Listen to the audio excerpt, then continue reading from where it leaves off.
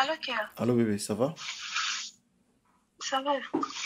Tu es à la maison maintenant? Oui, je suis à la maison. Bon, moi je suis là aujourd'hui, je vais aller en fête. Comme je t'avais dit, je viens de faire des courses. J'ai acheté la chemise et bon, là, après ici, je vais aller au salon de coiffure pour me coiffer. Tu comptes rentrer à quelle heure? Bon, je ne sais pas. Tu peux pas rentrer tard parce que l'enfant, s'il rentre, il est sorti, il va te demander.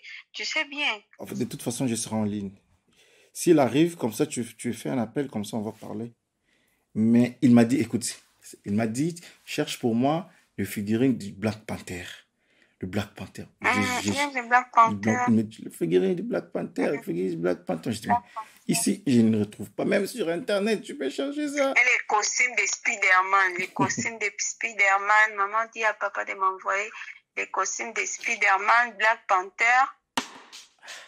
Moi, je dis, j'ai cherché, je suis allé chercher ça partout. Mais je ne l'ai pas trouvé. Avec un robot. Avec un robot. Un gros robot. Je suis Dieu levé, je viens de la République démocratique du Congo, RDC. Je comprends pas très bien où il faut y aller exactement. Connaître toutes les démarches importantes à faire. Je connaissais personne, il n'y avait aucun guide, il n'y avait rien du tout. Mode d'emploi. Je me disais, il faut un miracle. Je suis sûre qu'on se trouvera un autre point en commun. Bye, face à Kateo. Tu veux étudier, on va t'aider dans ce sens. Pour chercher du travail. Un podcast de Duo for a Job. Duo for a Job. On veut bien participer au développement de ces pays. Les bouts, c'est les débuts d'une prochaine étape. Épisode 3. Dieu le veut. Porte-toi bien, car ces dernières temps, tu me manques trop. Ça va aller, ça va aller. Toi, si tu veux, Je pense beaucoup à toi. Ça va aller, ça va aller. Avec Merveille, on s'est rencontrés à l'église. C'est par là qu'on a commencé notre histoire. C'est que ça fait longtemps que tu as patienté, mais on n'a pas le choix. On ne peut pas continuer comme ça va changer. À l'époque, j'avais 19 ans. L'histoire de petit chéri, d'écrire des lettres et tout ça, ouais. Ça va changer. S'il te plaît, ça va changer. C'était vraiment une amie intime et puis voilà. Je compte sur toi. Et oui, moi aussi je compte sur toi. Elle était une fille exemplaire. Tout le monde l'a pointée du doigt d'une manière positive, en fait. Tout ira bien. On espère bien que ça va aller. C'était ça. On ne finira pas notre vie comme ça, tu le sais. Tout le monde voulait d'elle. Il faut pas pleurer. Oui, il faut pas pleurer. Le plus important, c'est de te voir venir ici. Rester avec moi, avec notre enfant. Voilà. D'accord. Moi, si je t'aime, je compte sur toi. En 2011, c'était la naissance d'Henri. À l'époque, j'ai terminé mes études supérieures en informatique. C'était ça. Une année vraiment de bénédiction pour moi, je peux dire ça, ouais. Après, je me suis dit, bon, c'était difficile de trouver un emploi. J'ai lancé un centre de formation parce que le domaine d'informatique, les réseaux, c'est ma passion. Et partager la connaissance, c'est ce que j'aime toujours. Et après, j'avais des engagements politiques dans mon centre de formation. Tandis que dire, j'avais des histoires de tracts, pour des sensibilisations, ainsi de suite, tout ça, voilà. À plusieurs reprises, j'étais déjà arrêté dans des marches, dans tout ça. J'étais vraiment engagé dans ça. Je suis venu ici en Belgique comme tourisme. Il n'y avait plus de possibilité de pouvoir rentrer. C'est pour ça que je suis resté d'une manière brusque, voilà. Chez nous, les droits de l'homme, verbalement, oui, ça existe, mais sur le plan pratique, ça n'existe pas. J'ai pas dit au revoir à ma femme. Ma femme, elle était paniquée, l'enfant, donc c'était vraiment bien. C'était vraiment pas bien. C'était difficile au début, très très difficile pour moi.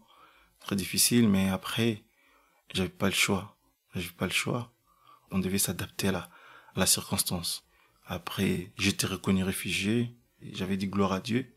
Et je pensais directement ça allait faire comme un petit clic et la femme, l'enfant. Est-ce que tu as parlé avec l'avocat et il a dit quoi avec les dossiers? Parce que je comprends plus rien pour le moment. J'ai fait beaucoup de dossiers. Il y a d'autres de ceux que je viens de faire, c'est vient d'expirer. Le dossier vient d'expirer. Je dois encore recommencer avec un autre avocat. L'avocat là qui m'avait aidé pour la première fois, il n'a pas bien fait les dossiers. Il y a d'autres signatures qui manquaient. Quelle signature? J'ai parlé avec un avocat. Oui, il y a des signatures qui manquaient. Il n'a pas bien écrit le nom de l'enfant. Ton nom aussi, ce n'est pas bien écrit. Maintenant, là, tous ces dossiers-là, c'est expiré. Mais tu m'avais dit que... Tu vas chercher encore notre avocat. Bon, ça t'a pris combien? À l'ambassade, c'est $50. C'est 50, c'est vrai? Pour un document? Oui, à l'ambassade, c'est 50. Pour un document? Oui, pour un document. Oui. Et à l'hôtel de ville? C'est à l'office 30 dollars. Office des étrangers, c'est ça? Oui. Pour un seul document pour C'est légaliser? 30 dollars. 30 dollars pour légaliser. Et pour sortir l'acte de naissance? C'est 150 dollars. Acte de naissance, c'est 50 dollars. Oui.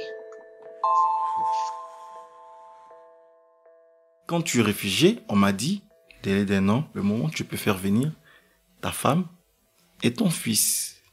Moi, j'ai dit, ok. Oui, c'était en théorie. Parce que la pratique, c'est autre chose. Pour aller prendre rendez-vous, ça te prend 3 mois. À l'ambassade de la République démocratique du Congo, c'est pas comme ici. Parce que les documents, au maximum, c'est 3 mois pour que ça expire. Et déjà, les 3 mois, déjà, ça passe. Tu vas encore les refaire. Et s'il y avait des erreurs, tu dois encore reprendre. Ça te prend encore du temps. À l'époque, j'étais au social. Au niveau de CPAS, envoyer 100 euros, 150 euros à la famille, c'est pas suffisant à faire des dossiers. Un document pour légaliser, il prend 50 dollars. Et c'est par là que j'ai commencé à réaliser que c'était pas facile. Les 1 an, aujourd'hui, demain, ça part. 1 an, ça expire, c'est fini. L'année s'est écoulée, comme ça. Quand elle est écoulée, le critère devient plus dur. Parce que tu dois avoir un appartement avec des chambres qui correspondent au nombre des enfants, avoir un contrat à durée indéterminée, et puis tu dois avoir un salaire, je crois, c'était dans le 1600, je crois, 1600 et quelques, si je me rappelle bien.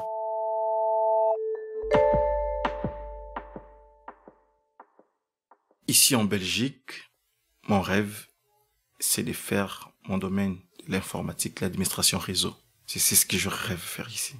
Je me suis dit, bon, je vais faire la formation, c'est bien pour valoriser mes diplômes, avoir la qualification d'ici. J'ai fait les tests, j'avais réussi. Mais la femme, mon enfant, ils vont toujours continuer à rester comme ça. Non, je dois chercher le travail. Et j'ai cherché le travail. L'article 60 s'est présenté. Quand j'ai décroché les jobs, j'ai appelé ma femme et mon fils pour lui dire, voilà, ça y est, tu vas venir dans quelques mois ici, tu seras avec moi. Et quand j'ai commencé, je suis allé voir un avocat. Quand j'ai commencé, il dit non. L'article 60, c'est pas suffisant. L'article 60, c'est pas dans les critères. Parce que c'est toujours le CPAS. C'est-à-dire, on t'aide toujours. Même si tu travailles, mais tu es toujours aidé. En fait, tous les espoirs étaient partis. Je me disais, il faut un miracle.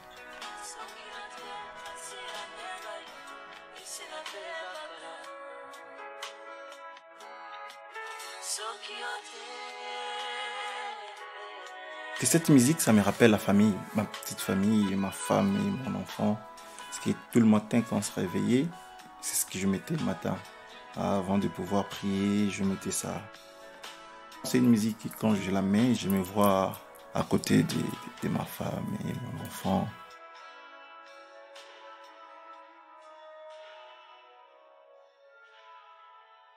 C'est les soucis de tous les jours. Parce que si je finis ici, je dois travailler ici. Et je dois contribuer ici. Mais avec les critères, ça ne me permet pas. Donc voilà, c'est quelque part un blocage. Mais si c'était pas les cas, les critères des les CDI, j'allais déjà finir la formation, l'administration réseau. J'allais avoir déjà une connaissance approfondie. Et j'allais déjà continuer à contribuer ici. Donc c'est pour ça. On a étudié, on a fait des études. On aime ces pays, c'est mon deuxième pays. On a fait des choses chez nous. Et on veut bien participer au développement de ces pays, d'une manière ou d'une autre. Quelque part, on n'arrive pas à donner ce qu'on a. Sokiote masiande ngayoyo, esina kufa kalao. Sokiote masiande ngayoyo, nasina beba kalao. On perd des années comme ça. Nyonso yanga ekota tola. Moi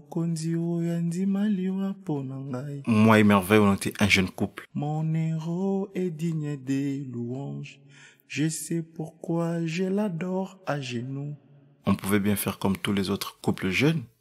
On devait, après Henri, avoir un autre enfant. Quand je vois les enfants partir à l'école avec leurs parents, moi aussi ça me touche. Ça fait déjà des années que je suis pas avec lui. Il a besoin de son père pour pouvoir l'accompagner à l'école. Son père il n'est pas là. Je suis pas en prison aussi, mais en quelque sorte, je suis empêché. C'est que ça me cause beaucoup de peine, vraiment. Nyonso yanga ekota tola mokonzi oyo andimaliwa pona ngai po bilembo ya motema baefasaka te o. Mon rêve, c'est de faire un centre de formation. Ouvrir un centre de formation dans le domaine d'administration réseau. Et travailler avec ma femme à côté et m'occuper aussi de mon fils, tout ça.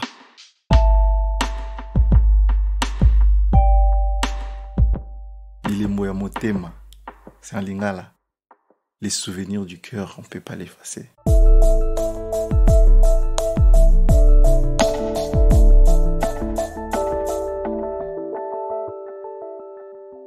Chez Duo for a Job, nous avons aidé des milliers de jeunes à se lancer dans la vie professionnelle.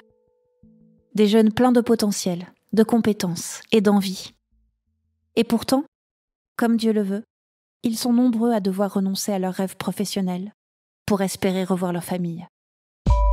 Ensemble, nous pouvons faire bouger les lignes et créer une société où la diversité est une force. Vous voulez faire partie du changement ? Retrouvez le mode d'emploi sur duoforojob.be.